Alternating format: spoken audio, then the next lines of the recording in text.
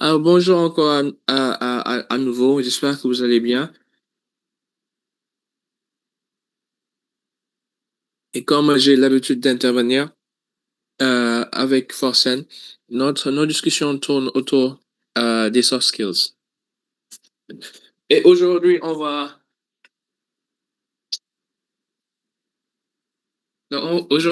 continuer sur cette lancée et comme Loïs a dit, parler de l'importance des soft skills, même dans les domaines techniques. Permettez juste que je retrouve euh, le document que je veux projeter.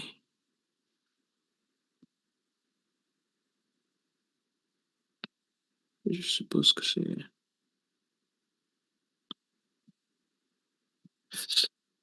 vous voyez ce que je projette?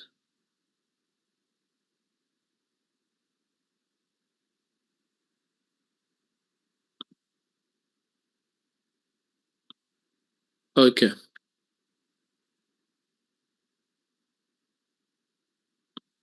d'accord. Euh, confirmez-moi que vous êtes dans la filière IA, n'est-ce pas?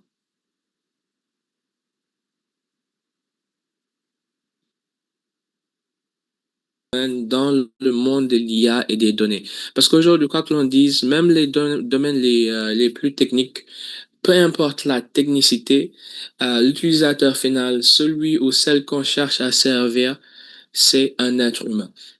Et donc, c'est très important de pouvoir s'appuyer sur son potentiel, si je peux dire, humain, ou sur sa capacité à se mettre à la place de l'autre, sur sa flexibilité, son agilité, sa capacité à anticiper. Tout ça, c'est des éléments importants qui vont venir vous servir dans vos différents domaines, domaines et en particulier dans le côté IA et la protection de données. Donc, pourquoi parler de ça? C'est qu'aujourd'hui, il est important de savoir que les métiers évoluent plus vite que les diplômes.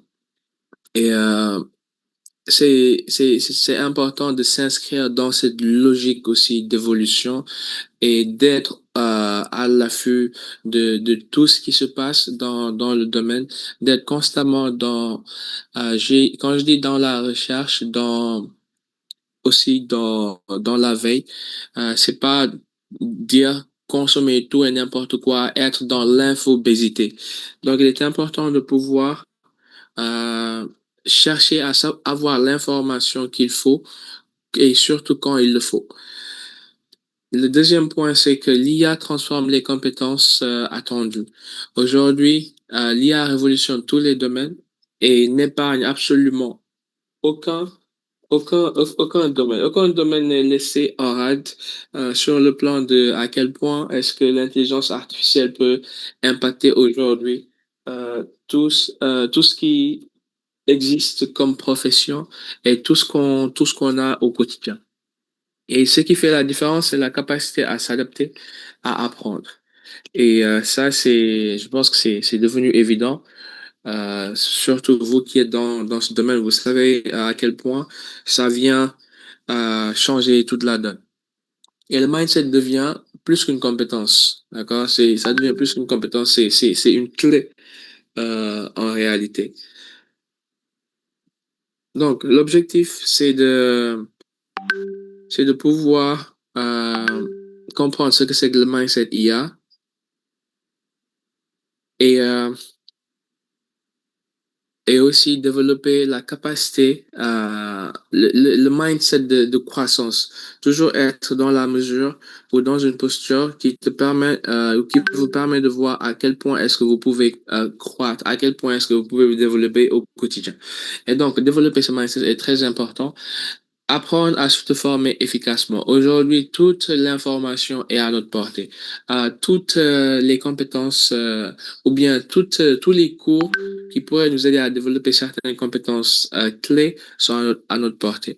Mais c'est à nous de voir comment apprendre efficacement, d'avoir un plan de formation, d'avoir une série de cours à prendre et de savoir ce qui marche pour nous dans notre façon d'apprendre. Se mettre aussi dans la veille technologique, comprendre que la veille, ce n'est pas tout consommer tout le temps, c'est stratégique et aussi mieux gérer le changement. Car le changement, c'est la donnée la plus constante. Tout change, tout évolue. Et c'est important de savoir que ce qui ne change pas, c'est je vais dire que donc le changement est la donne, le changement est la règle. On dit que le changement est difficile. Le changement n'a jamais été difficile. C'est résister au changement qui est difficile. On n'a pas de problème quand on grandit à prendre la taille d'un pantalon qui nous va.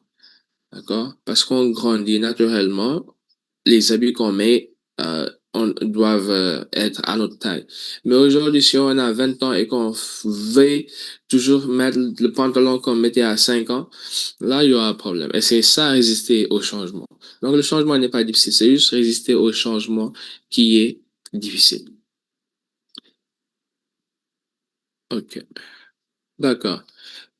Quand on parle de mindset IA, il est naturel de se poser la question, qu'est-ce que le mindset IA? Déjà, c'est une posture mentale face à la technologie. Face à la technologie. C'est savoir que euh, aujourd'hui, l'intelligence artificielle n'est pas là euh, comme obstacle. Ça devient un obstacle pour ceux qui n'apprennent pas à l'utiliser dans leur domaine ou spécifique et qui savent en faire un collaborateur. C'est dans ce sens que ça devient le concurrent, ça devient euh, l'élément qu'on craint, ainsi de suite. Mais c'est toujours possible d'utiliser la technologie aujourd'hui comme assistant, comme collaborateur et accepter l'évolution constante. L'évolution, et comme je disais tout à l'heure, le changement, c'est la donne. Euh, les choses avancent, les choses évoluent, et c'est dans l'ordre naturel des choses. Depuis que le monde est monde, on s'est toujours inscrit dans l'évolution. On a quitté la pierre taillée, de la pierre polie, ainsi de suite, jusqu'à aujourd'hui parler de révolution technologique. Et on dit quand même l'IA, c'est la troisième révolution. La révolution industrielle agricole aujourd'hui, on parle de l'IA comme une révolution. Donc, c'est très important de savoir que on s'inscrit dans une évolution constante. Et ceux qui n'évoluent pas sont laissés en rade. Et donc, collaborer avec l'IA plutôt que de la craindre. Je reviens sur ça. Moi, je me rappelle quand ChatGPT venait de sortir, j'étais de ceux qui disaient que non, c'est une machine, ça nous empêche de penser. C'est pas, j'étais très fermé à l'idée. Mais aujourd'hui, j'ai appris à collaborer avec ChatGPT, à l'utiliser et d'autres outils d'intelligence artificielle aussi, à les utiliser pour faciliter mon travail au quotidien. Donc, c'est important de voir que c'est un outil, c'est un collaborateur, quelqu'un qui peut nous faciliter la vie et utiliser aussi de façon intelligente. Parce que le problème, c'est l'utiliser de sorte à ce que l'on ne réfléchisse plus, à ce que n'a plus ce sens critique face à une information. C'est ça qui est dangereux. Et donc, s'inscrire dans l'apprentissage continu.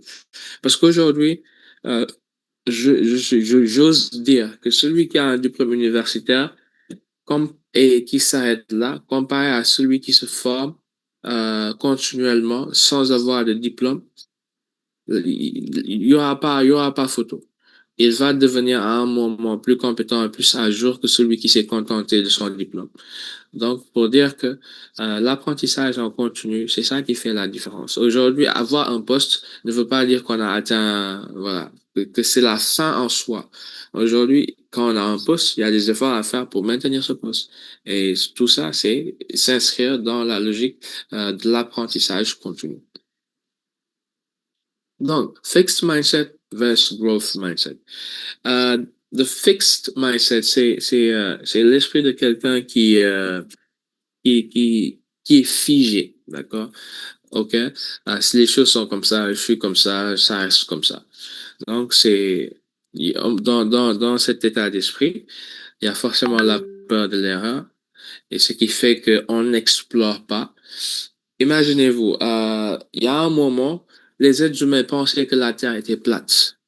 Donc, ils avaient peur d'explorer, peur d'aller loin et de tomber de l'autre côté de la Terre, tomber au bord de la Terre, vu que la Terre était plate dans leur tête. Et ça a vraiment façonné la façon dont les gens vivaient, la façon dont ils se déplaçaient. Il n'y avait pas d'exploration, absolument rien du tout. Parce que dans la tête, la Terre était plate. Si on s'aventure à aller loin, on risque de tomber. Et j'oublie le nom de celui qui a découvert que la Terre était ronde, mais cette information est venue changer absolument tout. Les explorations sont parties, on a commencé les explorations, les révolutions sont enchaînées simplement sur la base de quelqu'un qui a su challenger une information qui était fixe, qui était figée.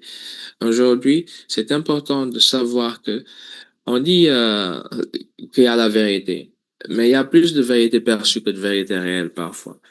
Dans le sens où ce que tu perçois comme étant la vérité peut-être peut-être différente de ce qui est la vérité elle-même. Je reviens à la réalité. Souvent, on ne voit pas la réalité telle qu'elle est, on voit la réalité telle que nous sommes. Et donc, c'est important de challenger ce qu'on a comme vérité perçue, ce qu'on a comme perception de la réalité. Parce que souvent, c'est dans ça qu'on est dans un état d'esprit figé. Et donc, quand on challenge pas ses pensées, quand on challenge pas ses façons de voir, ses façons de faire, on est cantonné dans un espace restreint. Et donc, c'est pas comparable avec le growth mindset. L'état d'esprit de croissance, c'est l'état d'esprit dans lequel on se pose les « et si », d'accord? On laisse une brèche aux possibilités. On se pose des questions comme comment pourrais-je, d'accord? Donc, c'est important de voir la différence entre ces deux états d'esprit. L'un est dominé par la résistance au changement, la pensée figée, alors que l'autre est dans l'apprentissage par l'erreur. On essaie. Mieux vaut faire des erreurs que de ne jamais avoir essayé. On est dans la curiosité, on se pose des questions, on est ouvert d'esprit, on a un esprit critique et on est dans l'adaptabilité. Au fur et à mesure que les choses avancent, que les choses changent, on s'adapte et on se débrouille à ce que l'on puisse tirer notre épingle du jeu. Alors, pourquoi le growth mindset est essentiel? Il faut savoir que ce monde évolue de façon tellement rapide que les personnes figées vont être laissées derrière en quelque sorte, d'accord? Et dans ce cas de l'IA, c'est que l'IA évolue de façon très, très rapide. D'accord? Depuis 2022, si je me rappelle, ou 2023, depuis à la sortie de ChatGPT, je ne sais pas si c'était 2022 ou 2023, mais les choses ont énormément changé entre temps. Aujourd'hui même, il y a certains qui disent que ChatGPT est une forme d'intelligence artificielle obsolète. Il y a des intelligences artificielles plus efficaces et plus fiables. Tellement les choses ont changé. On dit même que sa mémoire n'a pas évolué depuis un bon bout de temps. Donc, il y a des choses qui avancent et c'est important de s'inscrire dans cette logique exactement en 2022. Et il y a certains qui disent que voilà, sa base de données n'a pas forcément évolué. Donc, il est important de s'inscrire dans cette logique d'avancer, dans cette logique d'évoluer, surtout quand vous êtes dans un domaine pareil.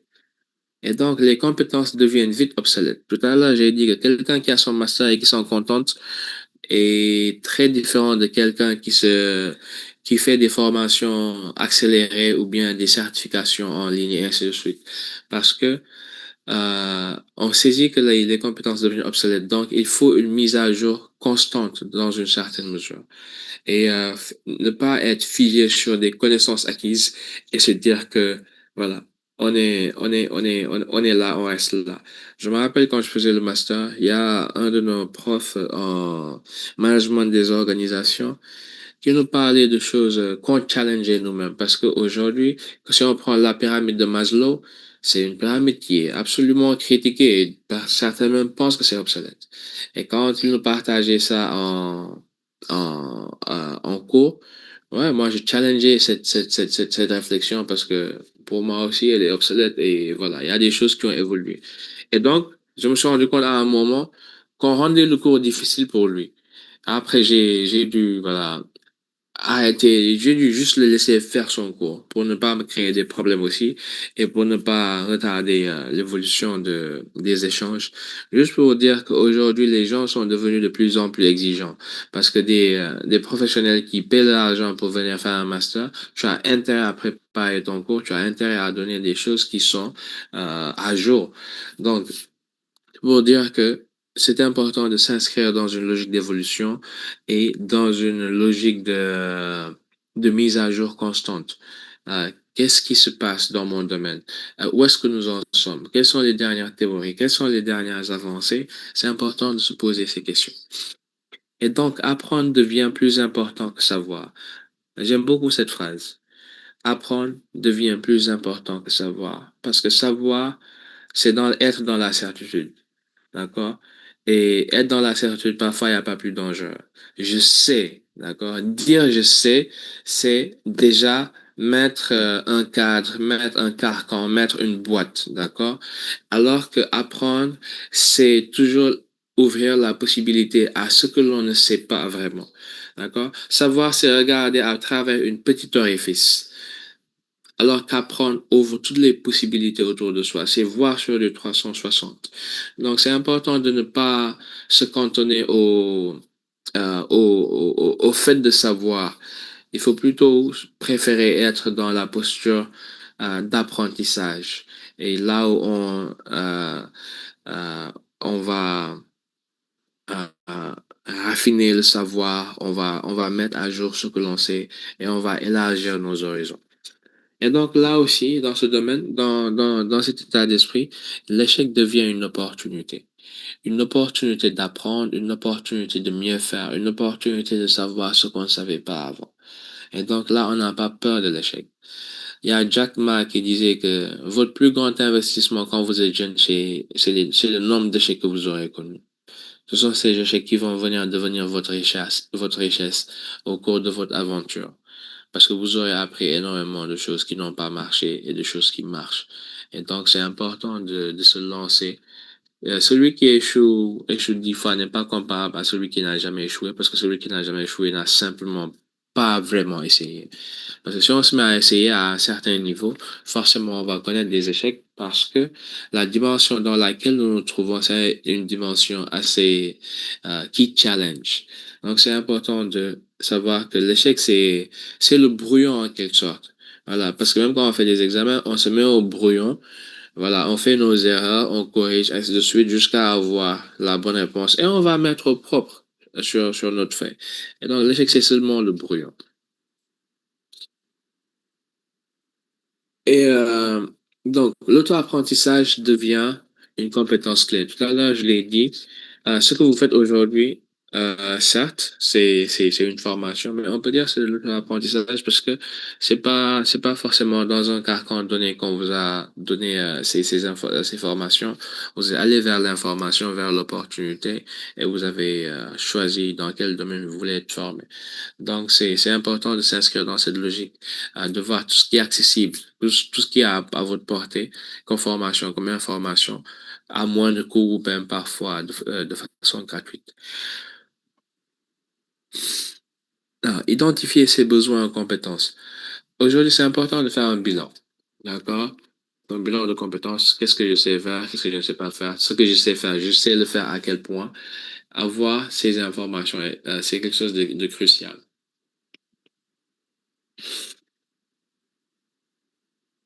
Comme je dis, dans la vie, les deux informations les plus importantes, c'est de savoir où est-ce que vous vous trouvez et où est-ce que vous voulez aller.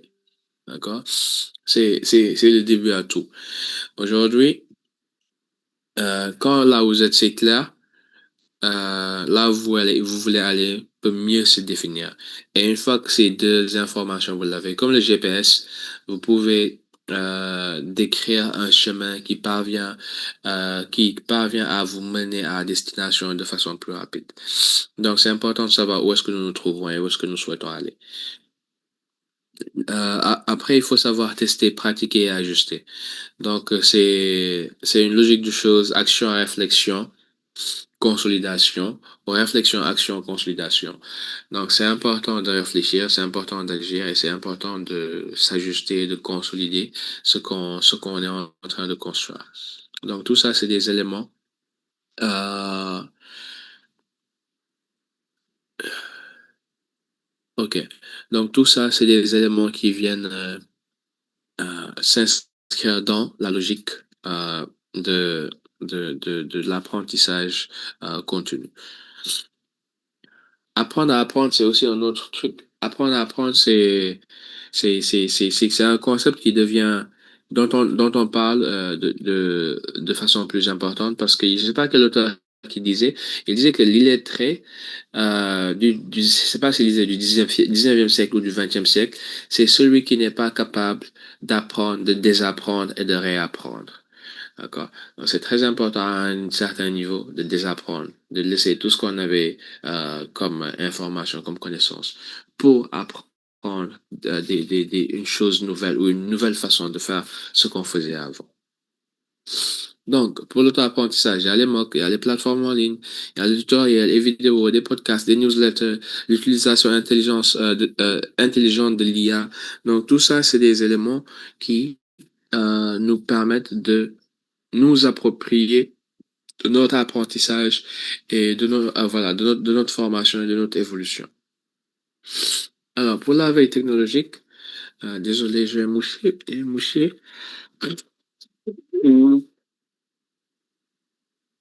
Pour la veille technologique, pourquoi? Parce que ça permet d'anticiper les évolutions.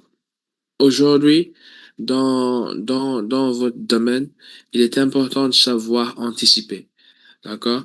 Et c'est des compétences qui sont incontournables dans votre domaine. L'anticipation elle est importante dans le sens où, oui, puis bon, l'intelligence est venue bien avant même, bien avant. C'est cette révolution de dernière minute là, mais l'intelligence artificielle était là pendant, je peux dire, je sais pas combien de décennies, mais c'était là pendant un bon bout de temps. OK.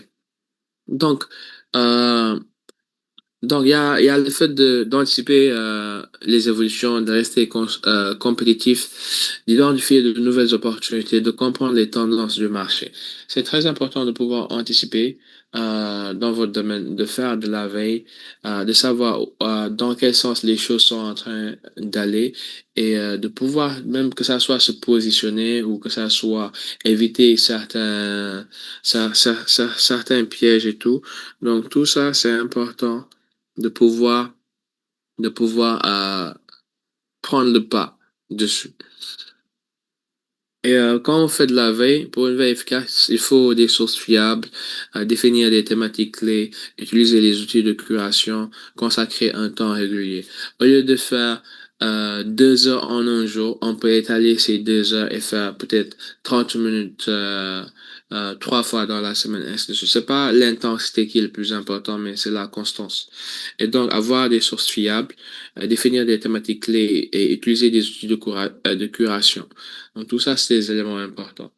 Et pour la gestion du changement, il faut savoir, comme j'ai dit, le changement est permanent. D'accord?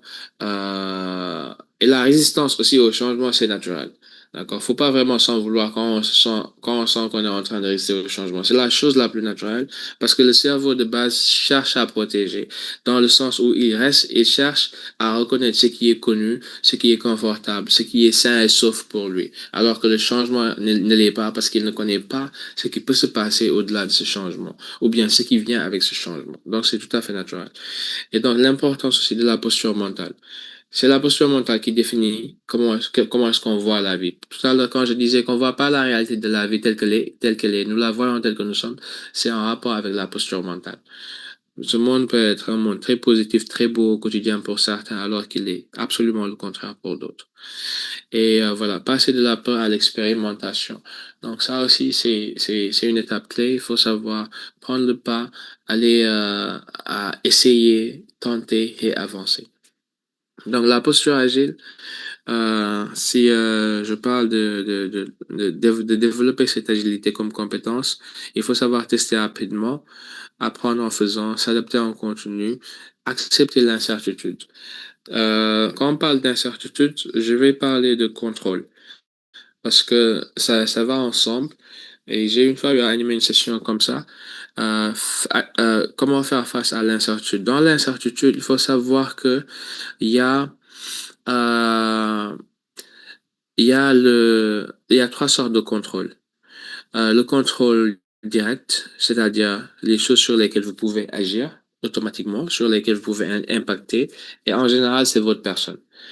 Vos pensées, vos actions, votre comportement, votre caractère, votre niveau de compétence, votre niveau d'incompétence, votre état de santé mentale, émotionnel, ainsi de suite. Ça, c'est sous votre contrôle direct. Même si parfois, beaucoup de personnes n'exercent pas cette capacité à contrôler tout ça. Et le contrôle indirect sont les choses ou les gens que vous ne pouvez pas contrôler, mais que vous pouvez influencer. Par exemple, vos enfants. Vous ne pouvez pas forcément les contrôler, mais vous pouvez les influencer. D'accord? Vos collaborateurs, ainsi de suite. D'accord? Vous ne pouvez pas forcément contrôler ce qu'ils vont faire, ce qu'ils vont dire, mais vous pouvez les influencer.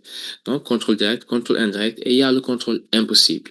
Le contrôle impossible, c'est ce sur quoi vous n'avez absolument pas la possibilité d'agir, que ça soit, je sais pas, le climat, que ça soit les décisions de Donald Trump, que ça soit Jomai Sonko, que ça soit, peu importe, d'accord? C'est des choses sur lesquelles vous ne pouvez pas agir. Il est important de savoir, face à une chose, quel niveau de contrôle est-ce que j'ai, d'accord? Et c'est important de savoir quand lâcher prise et aller faire autre chose ou voilà, aller faire autre chose, quoi, pour libérer cet espace mental. Donc, c'est important de savoir devant chaque situation quel contrôle euh, euh, se présente, quelle est la nature du contrôle que je peux exercer dans cette situation. Donc, c'est important d'apprendre à faire la différence entre ces différents éléments. Et en entrepreneuriat, j'ai appris un concept qui est test fast, fail fast, learn fast. Teste rapidement, échoue rapidement et apprend rapidement. Et celui qui enchaîne là, cette façon de faire, c'est la personne qui est plus enclin ou plus apte à réussir rapidement. Et donc ça, c'est des choses importantes qui sont en rapport avec notre façon euh, d'approcher la vie et d'avancer. Donc, euh, si je peux donner un petit exercice, c'est de voir quelle pensée risque de devenir obsolète. D'accord? Quelle compétence risque de devenir obsolète bientôt ou en ce moment même? Quelles nouvelles compétences apprendre et quel premier pas pouvez-vous faire dès cette semaine? D'accord? Mais c'est important de voir quelles sont les compétences qui vont devenir obsolètes ou qui sont en train de devenir obsolètes. Alors, donc, pour un plan d'action personnel, voilà, on peut choisir une compétence que l'on veut développer, trouver une ressource d'apprentissage, comme par exemple Force N, un outil de veille que vous pouvez identifier et une action concrète dans la semaine. D'accord? Se lancer automatiquement dans l'action. OK. Donc, le message clé, avant de venir aux questions, on parlait davantage des soft skills. C'est qu'il faut savoir que l'IA ne remplace pas l'humain adaptable. D'accord? L'IA ne remplace pas l'humain adaptable. Cet adjectif a une place importante. Et quelqu'un qui sait s'adapter saura utiliser l'IA pour faciliter son travail. Le mindset est votre meilleur avantage, votre état d'esprit, la façon dont vous approchez la vie. Est-ce que le verre est à moitié plein ou à moitié vide? D'accord? C'est une attitude mentale positive face à la vie. Et comme je disais tout à l'heure, apprendre, désapprendre et réapprendre sont des compétences très importantes au quotidien. OK. Donc, si je peux revenir sur le fait de parler des soft skills.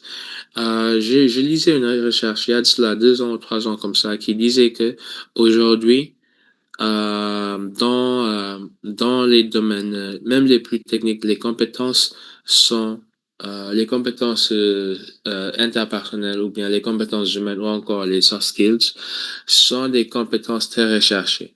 Sur 5000 managers, Ce qui est ressorti comme information, c'est que sur 10 compétences qu'ils cherchent chez un employé, 8 sont des soft skills.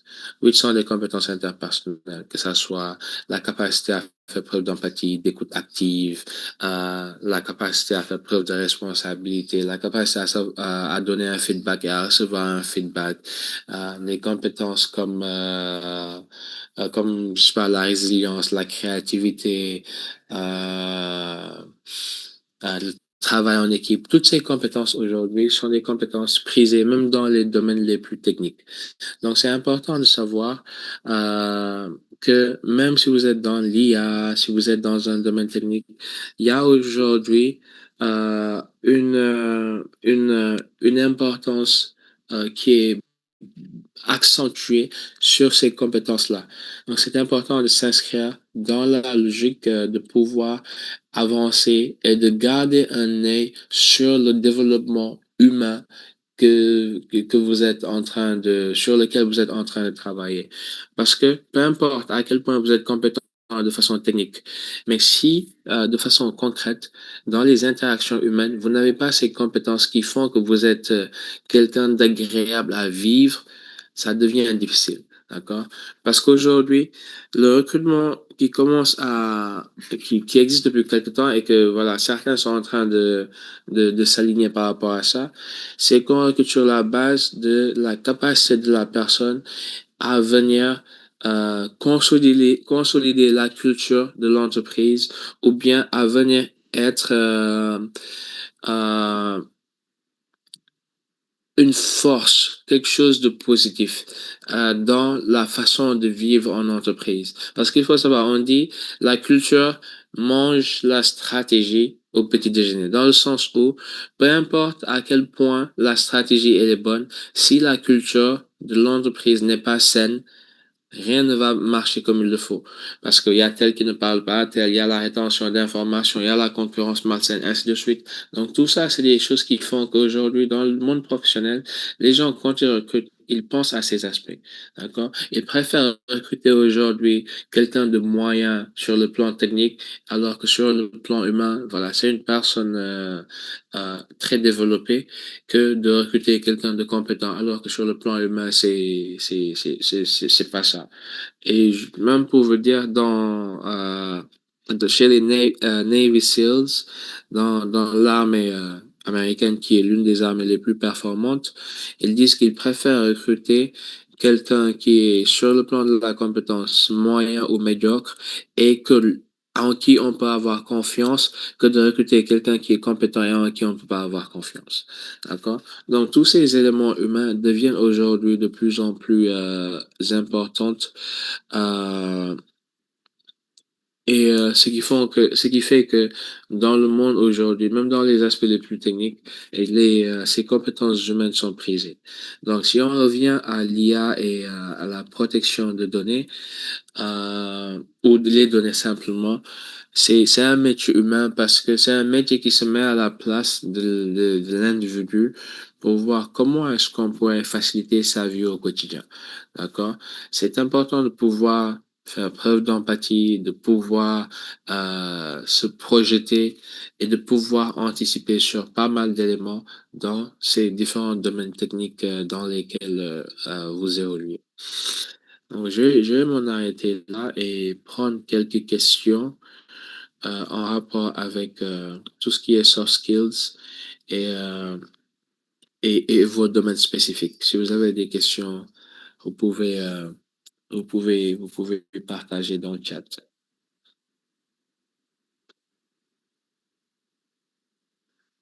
Ok, Célie, tu parles de l'image.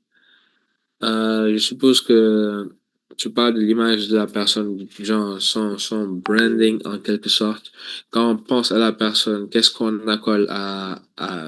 lui accole?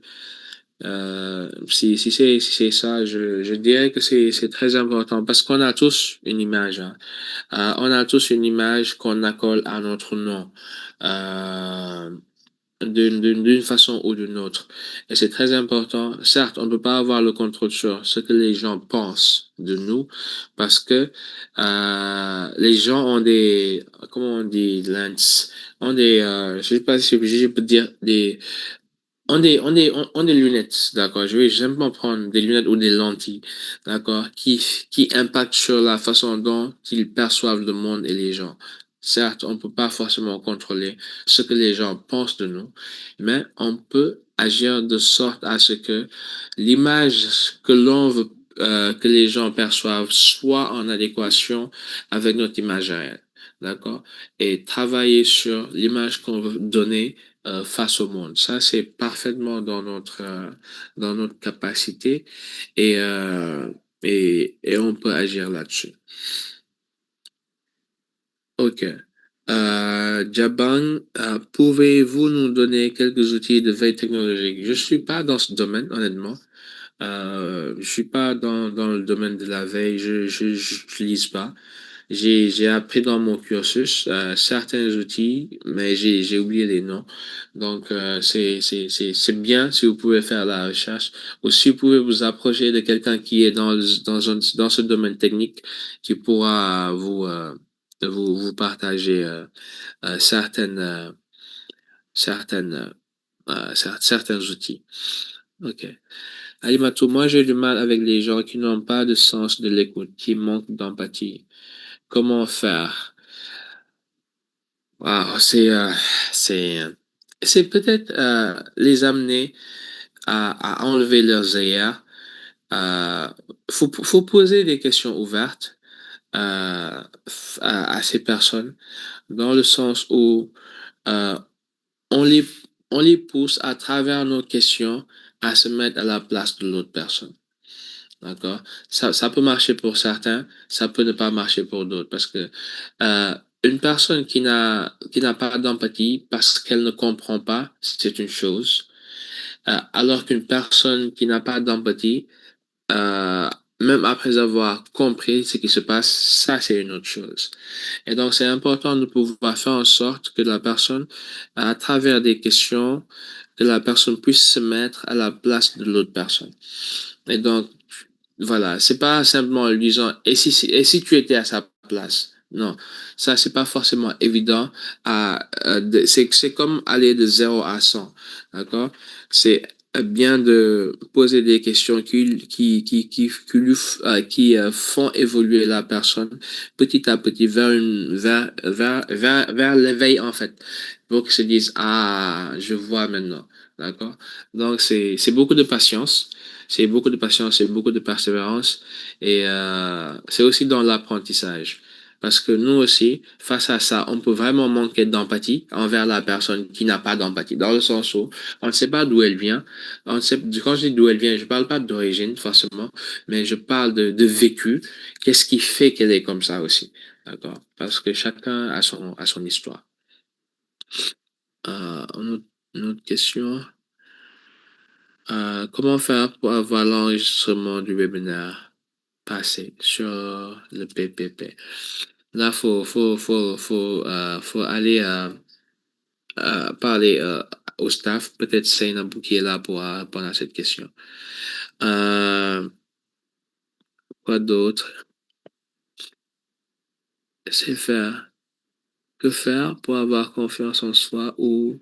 Bon, je pense que vous voulez dire que faire pour avoir confiance en soi. Ça, c'est totalement une autre thématique. Mais si je peux dire quelque chose par rapport à ça, c'est important de se connaître, de savoir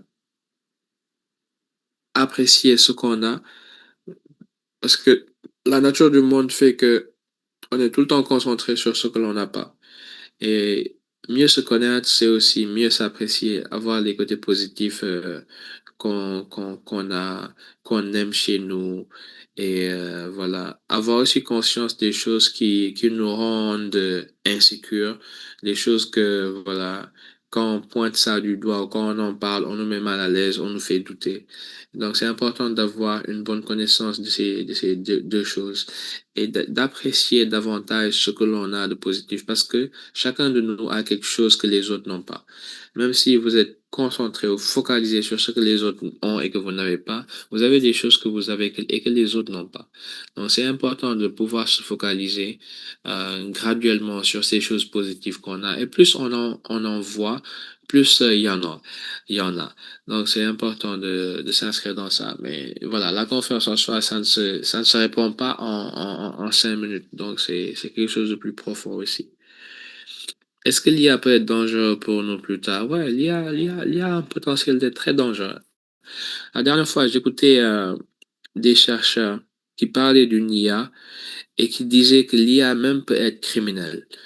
Ce qui s'est passé, c'est qu'ils devaient désactiver une IA. Je ne sais plus pour quelle raison, mais c'était pour une raison de sécurité. Et à travers les échanges de mails, honnêtement, jusqu'à présent, j'ai du mal à croire cette histoire, mais je pense qu'elle est vraie parce que c'est un reportage.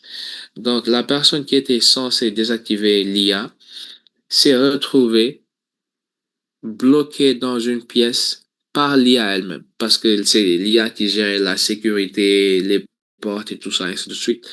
Mais quand dans les échanges, c'est ce qu'ils ont supposé, que l'IA a reçu l'information qu'il voulait la désactiver. L'IA a commencé à agir de façon extraordinaire et il disait que il était bloqué dans la pièce et même l'oxygène était, je ne sais pas si c'est dans le système, l'oxygène était en train de diminuer dans la salle et que si les gens n'avaient pas la vigilance de venir voir, venir le chercher ou de penser à lui, il aurait pu mourir dans cette pièce. Et tout ça, quand ils ont regardé, c'est parti si je vais pas dire une défaillance, mais une, euh, une, euh, une intelligence démoniaque de l'IA elle-même. Et donc, ils alertaient déjà sur les dangers de l'IA en partageant cette information. Et il y en a d'autres histoires pour dire que l'IA n'est pas, c'est extrêmement effrayant parfois les choses que l'on peut entendre venant ou à propos de l'intelligence artificielle. Donc, il y a de quoi être prudent dès maintenant même, au lieu de penser au futur. Ok. Mohamed, moi je suis timide. Comment faire? Comment faire pour quoi? Pour se défaire de sa timidité ou bien? Ok. Vous savez à quel point l'IA va-t-elle remplacer l'homme? Parce que j'ai entendu des leaders de l'IA parler de salaire universel. Oui, oui, j'ai entendu cette partie-ci, le salaire universel, que voilà, répartir les ressources financières et tout ça. Je ne sais pas à quel point ça peut remplacer l'être humain, mais je sais qu'aujourd'hui, il y a des professions qui vont disparaître et que beaucoup de professions de l'avenir ne sont pas encore nées. D'accord? Donc, c'est très important de savoir que aujourd'hui, si j'ai un boulot, j'ai intérêt à apprendre comment y intégrer l'IA. Sinon, l'IA pourra me mettre à côté. Et l'IA, quoi que l'on dise, l'IA ne sera jamais l'humain. Et c'est très important de pouvoir aujourd'hui euh, apprendre à l'utiliser dans son domaine. Comment peut-on avoir des revenus à travers l'utilisation de l'IA? Je vous pose la question, je vous la retourne. Déjà, se faire de l'argent, c'est répondre à un problème, c'est répondre à un besoin. Aujourd'hui, grâce à l'IA, quels sont les besoins auxquels vous pouvez répondre? Ça, vous pouvez réfléchir là-dessus et trouver un moyen. J'aime la mode couture, en quoi l'IA peut m'aider. Euh, Ouais, l'IA peut stimuler la créativité en te donnant des idées par rapport au design, par rapport au même comment mettre deux cultures ensemble. Aujourd'hui, disons que voilà, je suis Peul et que j'ai des origines, je sais pas, Jola ou Serer. Euh, L'IA peut suggérer des croisements dans des concepts, des façons de voir, des façons de faire, ainsi de suite. Donc, l'IA peut être très créative.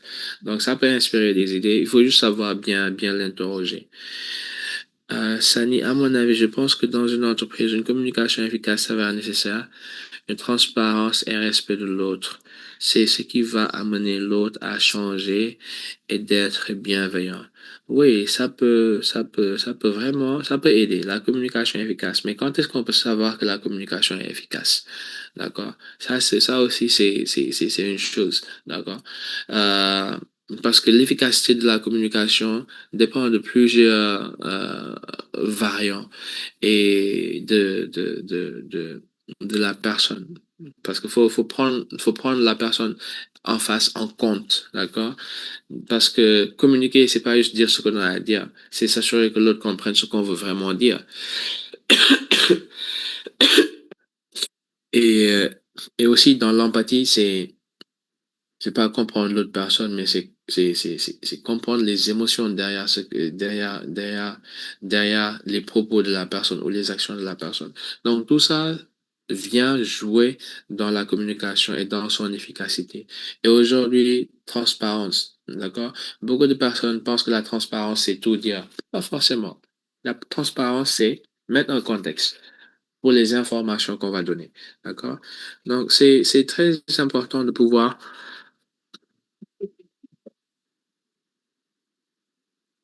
Désolé. C'est très important de pouvoir euh, challenger aussi certaines pensées par rapport à certains éléments euh, du quotidien. Mais c'est important de s'inscrire dans une communication efficace, c'est important d'être transparent et surtout de respect. Et donc tout ça parfois c'est à définir en fonction de notre entreprise ou de notre organisation. OK. Ah, licenciement, décidé, proposé. En dehors de Forsen, honnêtement, je ne sais pas, mais je sais qu'il y en a beaucoup. Il y a les MOOC, il y a les universités en ligne. Je connais, bon, vu que je suis plutôt dans le développement, il y a une plateforme en ligne que j'utilise souvent pour faire des cours, c'est Philanthropy University. C'est des certifications en ligne gratuites. C'est en anglais, mais c'est dans le développement. Donc, je parle pas de développement web, je parle de développement social. D'accord? Tout ce qui est ONG et tout ça, société civile. Donc, c'est plus dans ce sens. Mais je ne sais pas pour les autres. J'ai pas vraiment beaucoup cherché. Comment identifier les compétences complémentaires à celles demandées par une entreprise afin de valoriser sa candidature? Comment identifier les compétences complémentaires à celles demandées pour une entreprise afin de valoriser sa candidature? Euh, Déjà, avoir une maîtrise du domaine, bien connaître le domaine, revient à connaître les compétences incontournables de ce domaine. D'accord? Et connaître les enjeux nous permet de savoir mieux nous positionner. Je me rappelle que je suivais un podcast d'une femme qui m'a vraiment ébloui dans une certaine mesure par son intelligence. Elle disait que elle prétendait à un poste qui est à 4 niveaux supérieurs de son niveau actuel. Et donc, quand elle a candidaté, le recruteur la connaissait et il voulait juste être gentil, quoi, et l'accueillir pour lui dire qu'honnêtement, toi et moi, nous savons que t'as pas les épaules pour ce poste. C'est pas encore ton niveau. Mais la femme s'était vraiment déjà préparée pour l'entretien. Donc, elle vient à l'entretien, le monsieur commence à parler, passe par son nom, disons qu'elle s'appelle Anne. Anne, tu sais, et automatiquement, elle lui coupe la parole pour lui dire, je sais ce que tu vas dire. Tu vas me dire que j'ai pas les compétences pour ce poste. C'est un poste, voilà, à plusieurs niveaux, au-delà de mon poste actuel, et tu penses que j'ai pas les épaules pour ça. Mais écoute, je vais te dire. Aujourd'hui, tu cherches pour ce poste des profils qui l'ont déjà occupé. Je vais te dire ce qui va se passer. Ils vont venir avec des façons de faire, des façons de penser qu'ils ont gardé pendant des années, qu'ils ont toujours fait. Ils vont venir te servir la même chose, qui ne va pas forcément garantir une bonne avance et une bonne marche de l'entreprise. Mais aujourd'hui, me prendre moi, c'est prendre quelqu'un qui n'a jamais occupé ce poste et aussi c'est prendre quelqu'un donc qui viendra avec de nouvelles idées, de façon fraîche de voir et de faire parce qu'il n'a pas d'automatisme, il n'a pas occupé ce poste avant. Donc, tu ouvres une brèche à des possibilités infinies. Alors que prendre les autres aujourd'hui, c'est venir avoir une façon de faire déjà faite. Tu ne pourras pas forcément les changer, tu ne pourras pas forcément les inspirer à faire différemment parce qu'ils ont fait de la sorte pendant longtemps, ils sont figés. Et moi, c'est ce que je te propose, moi, c'est ce que je te donne. Et par rapport à ces compétences, telle et telle compétence que je n'ai pas maintenant, en temps de temps, elle a décliné un plan d'action. En temps de temps, en 3 mois, je pourrais faire ça et ça. En 6 mois, ça et ça. En un an, ça et ça, et ainsi de suite. Donc, avoir une bonne connaissance de sa personne, une bonne connaissance du poste, une bonne connaissance des enjeux liés au poste et des atouts que vous avez, c'est ça qui vous permet de mieux vous placer en entretien. C'est ça qui vous permet de rester dans la tête d'un recruteur. Donc, c'est pour cela que je vais revenir sur une chose capitale, c'est la préparation. L'entretien se prépare. D'accord? Et quand je dis prépare, c'est pas juste lire à propos de l'entreprise, c'est tout. Non, il faut analyser tous les détails. Il faut voir comment se donner toutes les chances, mettre toutes les chances de notre côté. Donc, c'est très important de pouvoir faire ces différents éléments. OK. Faye, comment faire pour développer l'IA en zone rurale à travers l'informatique? Je ne sais pas. C'est vraiment pas mon domaine, donc je ne peux pas m'aventurer à y répondre. Moi, je suis plus du côté humain, du côté, voilà, des compétences humaines.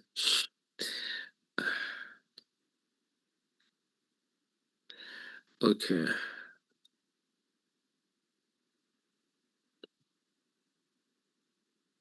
OK. Ce qui est sûr, c'est que si on ne s'adapte pas à l'IA, on risque de ne plus faire partie, effectivement, on risque de ne plus faire partie de l'évolution. Ça, c'est sûr. OK. Je pense que l'IA en question n'est pas dangereuse. Le problème, c'est ce sont les utilisateurs qui vont l'apprendre pour des mauvaises intentions, nuire à la population. Oui, si vous voulez. Mais aussi, elle est dangereuse quand on lui donne beaucoup trop de pouvoir et de contrôle. Parce que la personne qui voulait désactiver l'IA dans l'histoire que j'ai racontée et qui s'est fait bloquer dans une pièce en train d'être vidé de son oxygène, ça, c'était extraordinaire. Et des histoires comme ça, il n'y en a pas qu'une. Donc, voilà, c'est à un niveau, il faut savoir limiter les informations, le contrôle que l'on donne à l'intelligence artificielle. OK. Et l'autre danger, et qui pour moi est le pire de tous, c'est la paresse intellectuelle. Effectivement, c'est la chose à absolument éviter. Absolument, absolument éviter. Mais c'est dommage parce que les jeunes générations là sont en train d'y passer, honnêtement. Et je ne sais pas si le système éducatif est en train de faire grand-chose pour les aider, mais ils passent, ils y passent tous. On devrait leur apprendre à utiliser l'intelligence artificielle et non à en être une victime en quelque sorte.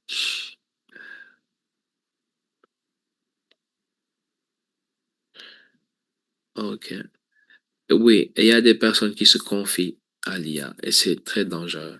Moi, une des sessions que je vais faire, un jour m'a approché pour me dire ça et je lui ai dit, tu sais, quel est le danger? Tu risques de parler, de te confier, de parler moins aux gens. Et il a dit, effectivement, c'est ce qui se passe. Ma relation avec mes amis, ce n'est plus ça. Et je lui ai dit, voilà, c'est ça. Et c'est très dangereux. OK.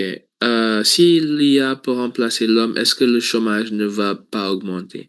Oui, ça peut augmenter pendant un moment, mais il faut savoir que l'IA est en train de créer de nouvelles professions. Donc, tant elle rend certaines professions obsolètes, elle en crée d'autres. OK? Pour quelqu'un qui est au chômage, comment faire pour ne pas tomber dans la paresse intellectuelle? C'est avoir des objectifs. On peut être dans le chômage, mais on a toujours des objectifs quand même. On travaille ardemment pour préparer ou pour saisir une opportunité. Donc ça, c'est important de savoir qu'est-ce que l'on veut vraiment, qu'est-ce qu'on cherche, et de se mettre dans la posture voilà, une posture proactive qui va vers le développement de son potentiel. Parce que le chômage, ce n'est pas une fin en soi. Naturellement, ça peut être temporaire. Et si on fait bien ce qu'on a à faire, ce sera naturellement temporaire. Ok.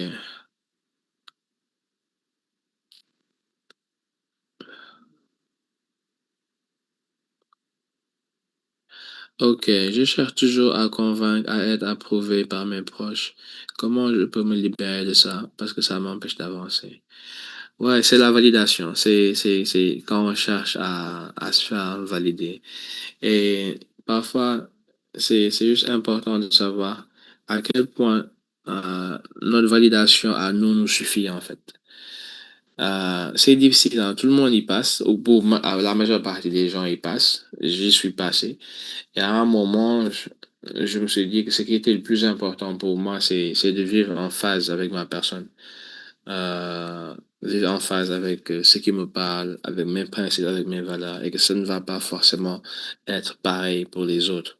Et donc, être en paix avec. Parce qu'aujourd'hui, si tu cherches à avoir la validation de tout le monde avant d'y aller, tu n'iras nulle part. Parce que tu ne peux pas avoir la validation de tout le monde. D'accord? Et il faut vraiment être en paix avec ça. D'accord? J'ai pas de formule magique, j'ai pas de raccourci. C'est un vécu. Finir par voir que ça ne marche pas et me libérer de ça. Et peut-être je sais qu'il y a un processus qui s'est passé interne, que peut-être que je peux pas mettre le doigt dessus, mais c'est un processus par lequel je suis passé et voilà, j'ai fini par réaliser que non, ce n'était pas vraiment ça qui compte. D'accord? Mais j'ai pas vraiment j'ai pas préparé la question. Je sais pas exactement quoi te dire de façon très nette. En plus, j'ai pas encore pris mon café. Donc, voilà. Donc, je sais pas trop quoi te dire exactement de façon précise par rapport à ça. Coach, très rapidement, je peux apporter quelque chose sur cette question. Oui, Alors, moi, ce que je peux dire, hein, c'est exactement ce que tu dis, c'est que c'est un processus, ça se fait pas en une journée ou en un mois ou même en un an, hein, ça prend beaucoup de temps.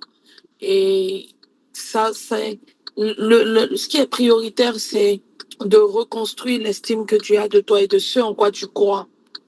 Quand tu, absolument. voilà, quand tu es fixe sur ça, après, tu fais un travail sur toi. C'est très inconfortable au début parce que ton mode de fonctionnement, c'est de rechercher pourquoi les gens ne sont pas forcément d'accord avec ce que tu es en train de dire ou ce que tu es en train de faire. Chercher parce que ta validation intérieure dépend de la validation des autres. Donc, c'est très inconfortable de ne pas avoir cette validation ou même le point de vue des autres. Mais quand tu vas commencer à fixer de manière progressive l'estime que tu as de toi, mais aussi de ce que tu penses et ce en quoi tu crois, la validation que tu vas avoir va grandir et va commencer à affaiblir celle que les autres ont de toi. Donc, c'est pas quelque chose qui se fait en une journée, comme je disais. C'est un processus dans lequel tu dois décider de manière consciente de rentrer. Et le premier chemin, c'est ce que tu fais, c'est de savoir que effectivement, je ne peux pas fonctionner sans la validation des autres. Le deuxième pas, ou disons la deuxième étape que je te préconise, c'est de pouvoir reconstruire ou réévaluer ce en quoi tu crois. Et la troisième étape, ce serait de booster cette confiance que tu as de ce en quoi tu crois et de ce que tu es. Et maintenant, la quatrième étape, c'est de passer dans cet inconfort-là, d'accepter cet inconfort, de se dire que voilà, je n'ai pas eu la validation des autres, mais c'est pas grave. Et au fur et à mesure, l'habitude se crée et ça passe. Donc, c'est ce que je pourrais rajouter. Oui, et honnêtement, je cherche le nom. Euh, Oui, c'est Alimato. Pourquoi je dis que c'est un processus et que j'ai pas forcément une séquence de choses, c'est que c'est du vécu. D'accord? Dans le sens où nous tous, on a un cordon ombilical qui existe toujours, surtout avant l'âge adulte. Moi, dans mon cas, c'était avec ma mère. Je m'identifiais totalement avec ma mère. Ce que je voulais faire que ma mère ne validait pas, c'était non, je ne pouvais pas faire ça parce que la validation de maman comptait. Mais quand le cordon ombilical, je peux dire le vrai cordon ombilical devait se couper, ça a été très difficile. Toutes les étapes que Loïs vient de décrire, j'ai dû passer par là. Il y avait de la tension, il y avait de l'inconfort, il y avait, voilà, des difficultés même de santé mentale, ainsi de suite. Mais il fallait se construire. Et donner naissance à quelque chose, c'est toujours dans la douleur. La naissance de quelque chose vient toujours dans la douleur. Si on regarde juste la femme qui donne naissance, c'est énormément dans la douleur. Et quand, pour que quelque chose naisse de soi aussi, ça va passer dans un processus assez douloureux. Mais c'est un processus. C'est un processus et comme Loïs a dit, ces étapes pourraient aider et c'est absolument très lié à l'estime de soi. C'est absolument lié à ça. Parfois, au lieu d'avoir l'estime de soi, on estime plus l'estime. C'est comme on estimait l'estime des autres par rapport à soi. On a envie que les autres acceptent ou que les autres s'alignent ou que les autres apprécient tellement que, voilà, à un niveau, on perd de vue même, voilà, notre propre estime par rapport à nous-mêmes. Et donc, c'est important de revenir à soi. Mais c'est pas un processus facile.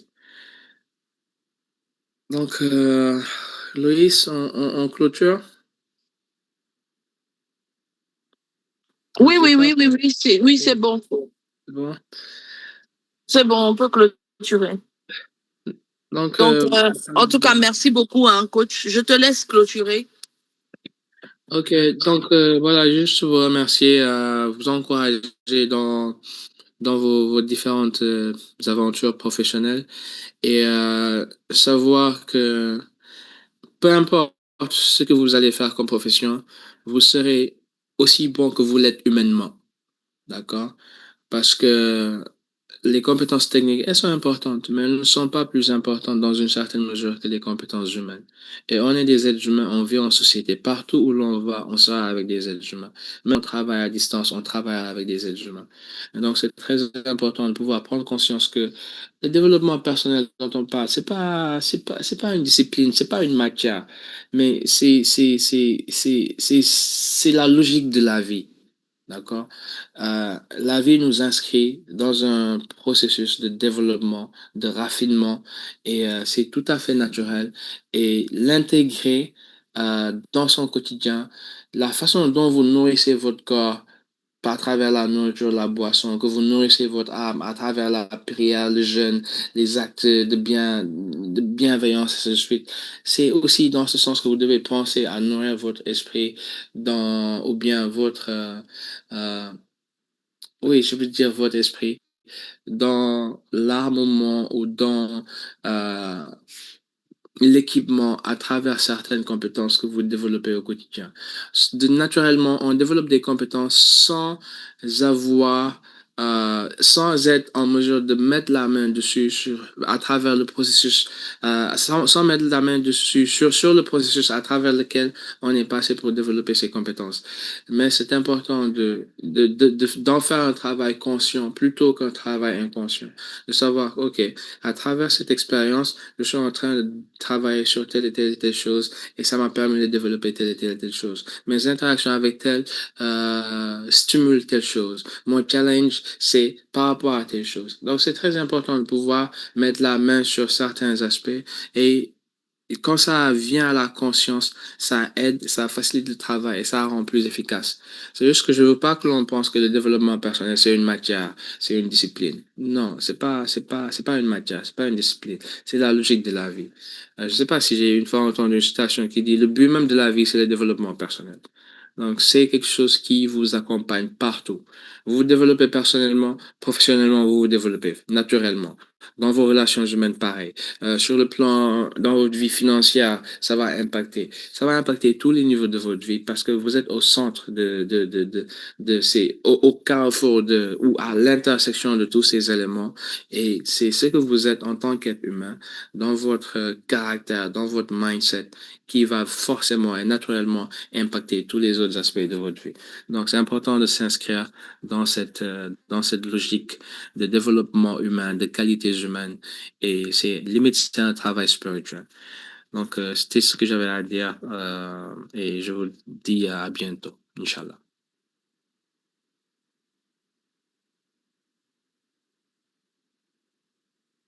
En tout cas,